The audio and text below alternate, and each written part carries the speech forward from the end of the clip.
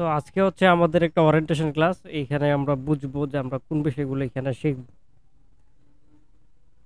একদম beginner level থেকে। যেহেতু এটা একটা ওয়ার্কশপ, তো ওয়ার্কশপ গুলো একটা নিশকে টার্গেট করে করা হয়। যেমন এখানে কিউ4 বলছি, কিউ4 এর মধ্যে আপনার কয়েকটা নিশ আছে। এর মধ্যে যেরকম ইভেন্ট আছে, কিউ4 এর মধ্যে সবচেয়ে বড় বড় ইভেন্ট গুলোর মধ্যে একটা ইভেন্ট হচ্ছে আপনার হ্যালোউইন আছে, থ্যাঙ্কস গিভিং আছে, ক্রিসমাস আছে। এই তিনটা হচ্ছে বড় বড় ইভেন্ট। এই তিন ইভেন্টে খুব ভালো সেল আসে। তো এই ইভেন্টগুলোকে টার্গেট করা যেতে পারে, করে দেন হচ্ছে কাজ করা যেতে পারে। যেহেতু কিউ4 সামনে চলে আসছে, আরো আপনার 2 মাসের মতো সময় আছে, চাইলে কিউ4 ধরা যেতে পারে।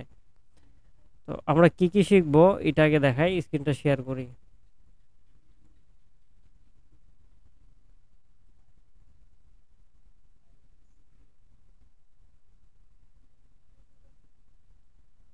তো এইখানে হচ্ছে আমরা কেডিপি সম্পর্কে বিস্তারিত আলোচনা করব।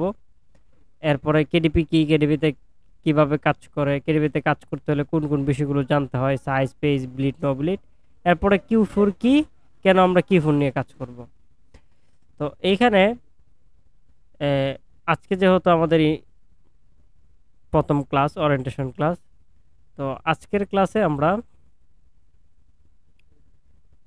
আলোচনা করব হচ্ছে আসলে কেডিপিটা কি।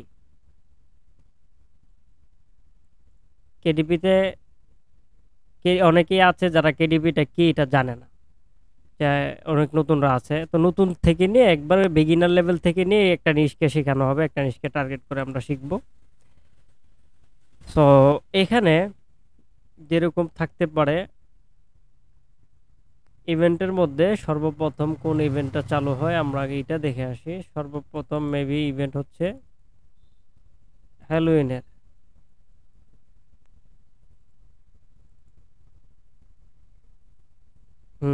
এই যে অক্টোবর থেকে হচ্ছে কি কিউ4 শুরু হয়। বছরকে 4 ভাগে ভাগ করা হয়। প্রথম 3 মাসকে কিউ1 ধরা হয়, দ্বিতীয় 3 মাসকে কিউ2, তৃতীয় 3 মাসকে কিউ3, চতুর্থ 3 মাসকে কিউ4 ধরা হয়। তো কিউ4-এ আপনার সেলের পরিমাণটা বেশি আসে, কারণ কিউ4-এ যত মার্কেট প্লেস আছে, ইন্টারন্যাশনাল যত মার্কেট আছে, সব মার্কেটগুলো হিউজ একটা ডিসকাউন্ট দিয়ে থাকে। পাশাপাশি কিউ4-এ বড় বড় ইভেন্ট চলে আসে, ইভেন্টগুলো আছে। যেরকম এখানে হ্যালোউইন দেখা যাচ্ছে, ঠিক আছে। বড় বড় ইভেন্টের মধ্যে এখানে হ্যালোউইন আছে, থ্যাঙ্কস গিভিং আছে, ব্ল্যাক ফ্রাইডে আছে, তারপরে ক্রিসমাস ইভে, ক্রিসমাস ডে। তো এগুলো হচ্ছে কি বড় বড় ইভেন্ট। যেরকম আমাদের এখানে যখন ঈদ আসে, তখন কিন্তু দেখবেন ফোন কোম্পানি বলেন, অনেক কোম্পানিগুলো ডিসকাউন্ট দেয়। যে ফোনগুলো 30,000, 32,000, 35,000 টাকা দামিগুলো 3,000, 4,000 টাকা, 5,000 টাকা পর্যন্ত ডিসকাউন্ট দিয়ে থাকে। তো এরকম ভাবে ইন্টারন্যাশনাল মার্কেটগুলো এই কিউ4-কে টার্গেট করে, কিউ4-এর বড় বড় ইভেন্টগুলোকে টার্গেট করে অনেক বড় একটা ডিসকাউন্ট দিয়ে থাকে। এবং যেহেতু এখানে আপনার ইভেন্ট আছে, যেরকম ঈদ আসলে আমাদের কেনাকাটা করতে হয়, যেরকম এখানে ইভেন্ট আসে। তো ইভেন্টে কি হয়, ইভেন্ট বেচ যে বুকগুলো, কালারিং বুক হয় বলেন, এরপরে ইভেন্ট ইভেন্ট বেচ যে এই পাজেল বলেন, এইগুলো আপনার সেল তখন হয়, প্রচুর হয় ইভেন্ট বেচ যে বইগুলো আছে। তো এইখানে যারা আপনার স্টক মার্কেটে কাজ, স্টক মার্কেট প্লেসে যারা কাজ করে, তারা বড় একটা টার্গেট রাখে কিউ4-কে। সারা বছর কাজ করে, কিন্তু সারা বছরের চেয়ে কিউ4-এ যে পরিমাণ ইনকাম করে, সারা বছরও ওই পরিমাণ ইনকাম করা যায় না যারা কিউ4-কে টার্গেট করে কাজ করে। তো আমরা এখানে কিউ4-কে টার্গেট করে আমরা এখানে কাজ করব। তো এই ওয়ার্কশপের মূল উদ্দেশ্য হচ্ছে কি কিউ4-কে টার্গেট করা। তো এবার আসেন আমরা কেডিপি কি এটা একটু আলোচনা করে আসি। যারা একেবারে নতুন, যারা এখানে পুরান, এবং এইটা আমাদের আগের অন্য ওয়ার্কশপে ছিলেন যারা, তারা এই বিষয়টা অবশ্যই ভালো করে জানেন। এই সেম ভাবেই বোঝানো হবে, তো তারা একটু বোরিং হইতে পারে। তো বোরিং হবেন না, একটু ধৈর্য সহকারে একটু দেখেন। তো আমি এখানে একটা ট্যাবে এসে এখানে শুধু কেডিপি লিখে সার্চ করব।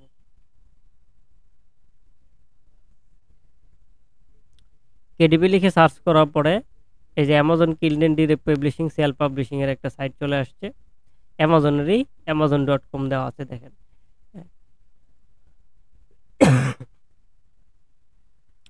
আসার পরে এইটুকু অংশ যদি আমি একটু পড়ি তাহলে আমি বুঝতে পারবো যে আসলে এইখানে কি কি ফ্যাসিলিটি আছে বা কেডিপিটা আসলে কি। কেডিপিটা মূলত self publish ebooks and print books for free with Kindle direct publishing and reach million of readers on Amazon. এটা এইখানে এটাই বোঝানো হয়েছে যে এর মাধ্যমে আপনি ইবুক এবং প্রিন্ট বুক, এটা আপনার আপডেটের পরে প্রিন্ট বুক লেখা হয়েছে, আগে পেপার বুক লেখা ছিল, এখানে প্রিন্ট বুক ফর ফ্রিতে আপনি সরাসরি পাবলিশ করতে পারবেন এবং মিলিয়ন মিলিয়ন পিপলের কাছে এটা বিক্রি করতে পারবেন, তাদের সামনে নিতে পারবেন, আপনার বইটা উপস্থাপন করতে পারবেন। ই বুক কাকে বলে আর প্রিন্ট বুক কাকে বলে এই দুইটা বিষয় আগে বুঝে আসি আমরা। ই বুক হচ্ছে কি ইলেকট্রনিক বই, যে বইগুলো কোনো ডিভাইসের মাধ্যমে পড়া হয়। এরকম আমি এইখানে যে আমার পিসির মাধ্যমে আমি এই অংশটুকু পড়তেছি, এটা আপনার ই বুকের আন্ডারে পড়ে, ঠিক আছে, ইলেকট্রনিক ডিভাইসের মাধ্যমে আমরা পড়তেছি জিনিসটা, ঠিক আছে। যেরকম একটা পিডিএফ রেডি আছে ই বুক আকারে, একটা পিডিএফ রেডি বই, ঠিক আছে, ওই বইটা আমরা কিন্তু পিডিএফ বইটা আমরা কোনো ডিভাইসের মাধ্যমে পড়তে হবে, পিসির মাধ্যমে পড়েন বা ল্যাপটপের মাধ্যমে পড়েন বা ফোনের মাধ্যমে পড়েন বা ট্যাবের মাধ্যমেই পড়েন, এটা একটা ডিভাইসের মাধ্যমে পড়তেছে। এই বইগুলোকে ফিজিক্যালি ধরা যায় না, ছোঁয়া যায় না, কিন্তু পড়া যায়। ই বুকসটা এরকমই যে এগুলো শুধু ডিভাইসের মাধ্যমেই পড়বে। এখন আপনি একটা বই লিখছেন, এই বইটা এখানে অ্যামাজনে পাবলিশ করে রাখতে পারবেন, ই বুক আকারে রাখতে পারবেন, দেখা যাবে তারা তাদের ডিভাইসের মাধ্যমে পড়বে কিনে কিনে। আর প্রিন্ট বুক হচ্ছে কি আপনি একটা বইয়ের ডিজাইন করে তাদেরকে দিয়ে দিবেন অ্যামাজনকে, পুরো একটা বইয়ের ডিজাইন, কাভার ডিজাইন করে, ভিতরের পেজ ডিজাইন করে দিয়ে দিবেন। আর অ্যামাজন কি করবে, এই বইটাকে প্রিন্ট করবে, প্রিন্ট করে কাস্টমারের কাছে পৌঁছে দিবে। এখন কখন কাস্টমারের কাছে পৌঁছে দিবে, আপনি যখন কাভারগুলোকে ভিতরে ইন্টেরিয়র পাশাপাশি কাভার ডিজাইনগুলো আপলোড দিয়ে এখানে রেখে দিবেন, আপনার কাভারটা দেখে, আপনার টাইটেল সাবটাইটেলটা দেখে আপনি কাদেরকে টার্গেট করে বইটা বানাইছেন, ওরা সার্চ করে যখন আপনার বইটা ওদের সামনে আসবে, ওদের যদি পছন্দ হয় আপনার কাভার কোয়ালিটি দেখে, যদি পছন্দ হয় দেন হচ্ছে তারা অর্ডার করবে, অর্ডার করলে অ্যামাজনে কি করে তখন এই বইটাকে প্রিন্ট করে ক্রেতার বাসায় পৌঁছে দেয়, ঠিক আছে, ক্রেতার বাসায় পৌঁছে দেয়। তো প্রিন্টের কস্টটা হচ্ছে সম্পূর্ণ অ্যামাজনে বহন করে, আমি যে প্রাইসটা সেট করব ওই প্রাইসিং এর মধ্যে থেকে প্রিন্টিং কস্টটা অ্যামাজনে কেটে নেবে। আচ্ছা, এবার হচ্ছে get to market first, publish is simple and your book approach on Amazon storage around world witness. আচ্ছা, এইখানে এটাই বলা হয়েছে যে পাবলিশ করতে পারবেন, এটা সিম্পল এবং your book appears on Amazon storage around the world with days। আচ্ছা, আপনি ওয়ার্ল্ড ওয়াইড আপনার বইটা এখানে পাবলিশ করতে পারবেন। আমরা যদি এখানে পাবলিশ করি, কিন্তু এখানে মেক মোর মানি যে অপশনটা আছে, এটা আমরা পড়লে আমরা বুঝতে পারবো যে আমাদের রয়্যালটিটা কতটুকু আমরা এখানে পাবো। এখানে দেওয়া আছে যে earn up to 70% royalty on sales to customers in the US, Canada, UK, Germany, India, এখানে যতগুলো দেশে আপনার বইটা সেল হবে সবগুলো দেশের এখানে নাম লেখা আছে। তো এখানে earn up to 70% royalty, 70% royalty তারা বলতেছে। এটা 70% রয়্যালটি কোনগুলোর ক্ষেত্রে প্রযোজ্য, এই যে ই বুকসের ক্ষেত্রে হচ্ছে 70% রয়্যালটি আপনাকে দিবে, আর পেপার ব্যাক প্রিন্ট বুকের ক্ষেত্রে 60% মানে 60% আপনাকে রয়্যালটি দিবে, 60% রয়্যালটি আপনাকে দিবে। এখন এটা কিভাবে দিবে, আপনি একটা বই এখানে ডিজাইন করে পাবলিশ করে রাখাতে এই বইটার প্রাইস রাখছেন আপনি $6, $6 রাখার পরে, তো এটা আমরা দেখে আসি যে আমাদের বইগুলো কিভাবে, আমি এখানে লিখবো, সার্চ করবো, আমি সরাসরি একটা ক্যালকুলেট করে আপনাদেরকে দেখায় নিয়ে আসতে পারবো। অ্যামাজন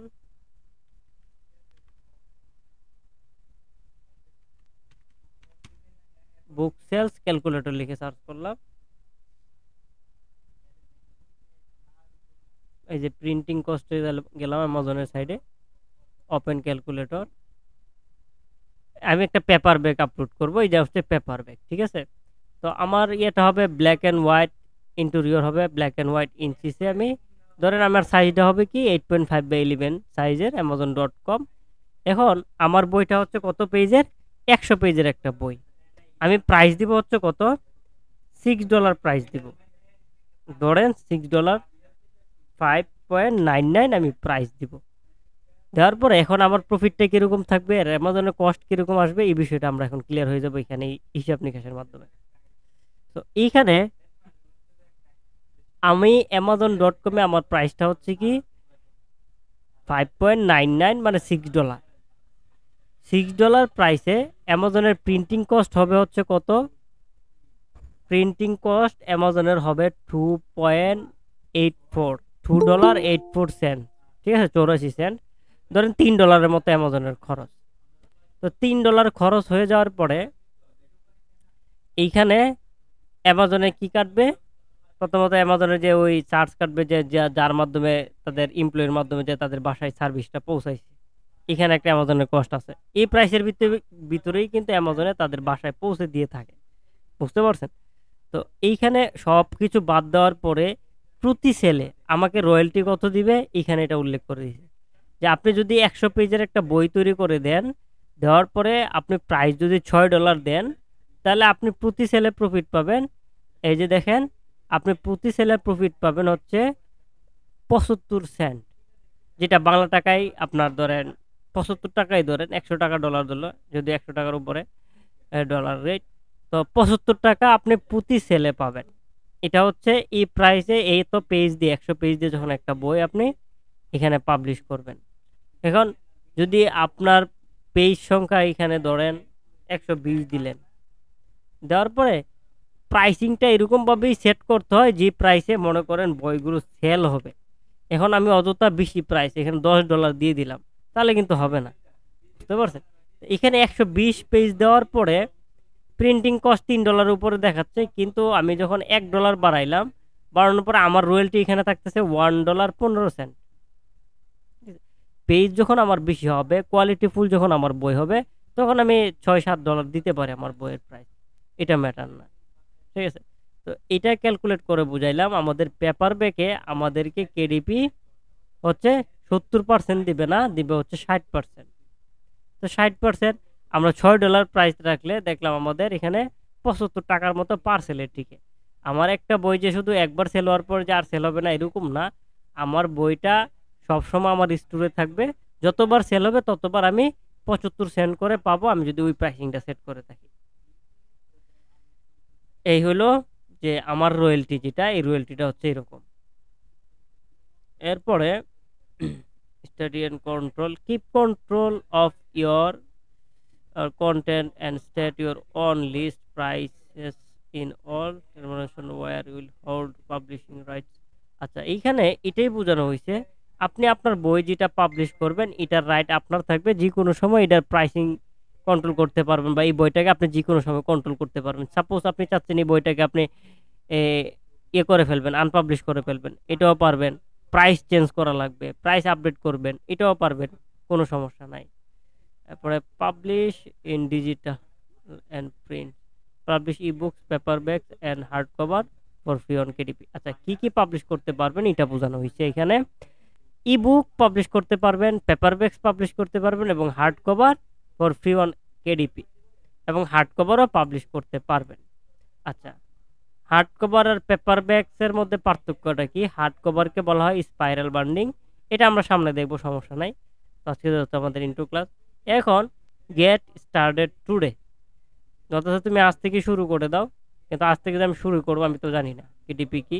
তো এইখানে দেখেন learn how to self publish with KDP for free, এইখানে আপনি যদি ক্লিক করেন তাহলে অনেকগুলো আর্টিকেল পেয়ে যাবেন, যে কিভাবে আপনি শুরু করবেন, কিভাবে কি করবেন না করবেন, সব কিছু এখানে দেওয়া আছে, ডিটেলস আকারে দেওয়া আছে। যেরকম ক্রিয়েট এ বুক, কিভাবে বুকটা তৈরি করবেন এখানে বিস্তারিত বলা আছে। হ্যাঁ, এরপরে enter book details, upload and preview book, হ্যাঁ, ফাইল সাবমিশন লিমিট, এই সব কিছু এখানে দেওয়া আছে বিস্তারিত। এগুলো যদি পড়েন তাহলে বুঝতে পারবেন যে বইগুলো কিভাবে আপলোড হতে। এইগুলো পড়ে যারা একদম ইংরেজিতে এক্সপার্ট তারা পরেই কাজটা শুরু করে দিতে পারবে, কিন্তু আমরা তো এইগুলোকে বাংলায় শিখবো, এর জন্যই আমাদের এই ওয়ার্কশপ। এরপরে বুক টাইটেলস এন্ড এডিশন, এরপর author and contributors, book description, keywords, category. হ্যাঁ, এগুলো এখানে এগুলোতে ক্লিক করলে এগুলো সম্বন্ধে বোঝা যায়। সামনে আমরা এগুলো আরো বুঝবো ইনশাল্লাহ। আর কেডিপিতে আমরা হচ্ছে কি কালারিং বুক নিয়ে কাজ করব। এখানে কালারিং বুকটি আমরা কিউফোরটাকে টার্গেট করব। কিউফোর রিলেটেড কালারিং বুক যেরকম হইতে পারে হ্যালোউইন, থ্যাঙ্কসগিভিং, ক্রিসমাস, এই রিলেটেড কালারিং বুকটাকে আমরা টার্গেট করে দেন হচ্ছে আমরা কিউফোরটাকে ধরার চেষ্টা করব।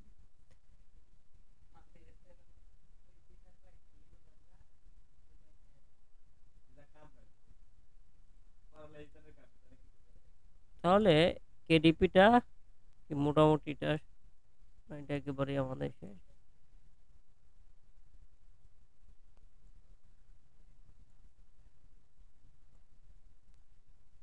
কেডিপিতে কাজ করতে হলে কোন কোন বিষয়গুলো জানতে হয় এটা একটু নিয়ে আলোচনা করি।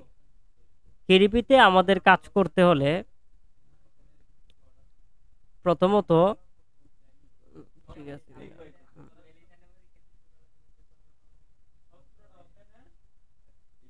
আমরা যারা একেবারে ইলাস্ট্রেটর চালানো পারি না তাদের জন্য একটু কঠিন হয়ে যাবে, কষ্ট হয়ে যাবে।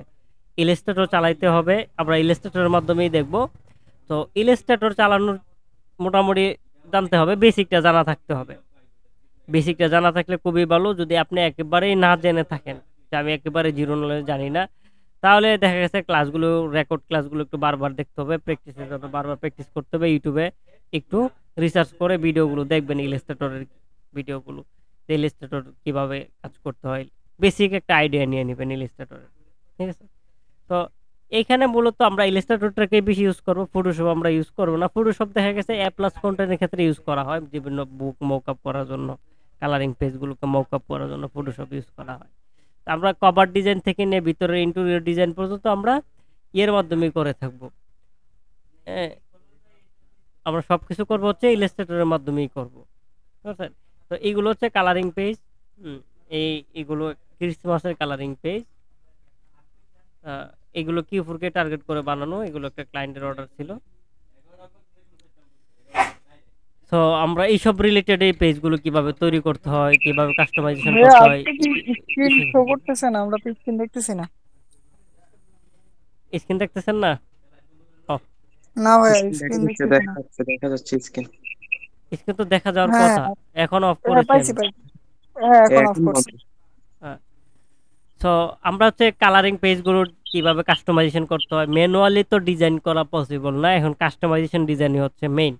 ম্যানুয়ালি একটা যদি আপনি ডিজাইন করতে যান, তাহলে একটা কালারিং পেজ আপনাকে 4 থেকে 5 ঘন্টা সময় পর্যন্ত দেওয়া লাগতে পারে।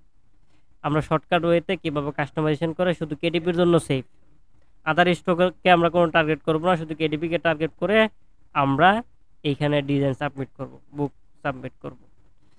তো আজকের ক্লাস বেশি লম্বা করব না, নেক্সট ক্লাস থেকে আমরা ডিজাইনিং ক্লাসে চলে যাব। রিসার্চ ক্লাস একটা থাকবে, ফার্স্ট ক্লাসে আমরা কোন কোন বইগুলো নিয়ে কাজ করব, এরপর থেকে আমরা ইয়েতে চলে যাব, ডিজাইনে চলে যাব সরাসরি। তো এইখানে কারো কোনো কোয়েশ্চেন থাকলে করতে পারেন।